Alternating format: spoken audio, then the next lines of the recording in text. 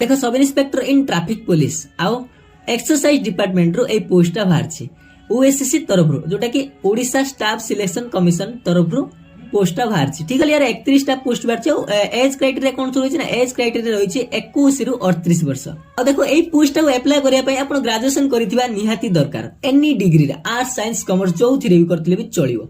देखो ये जॉब पाई किसी फिजिकल मेजरमेंट रही जोटा कि मैं आपको कहि दउछि ठीक है। जॉब पाई पुओ पिलांकर हाइट मागुछि 168 सेंटीमीटर और झियो पिलांकर हाइट मागुछि 155 सेंटीमीटर।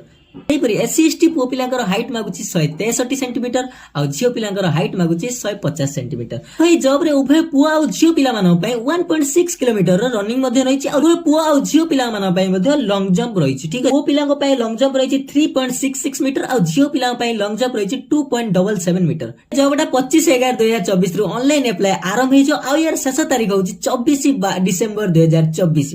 एवळे इंफॉर्मेटिव वीडियो पई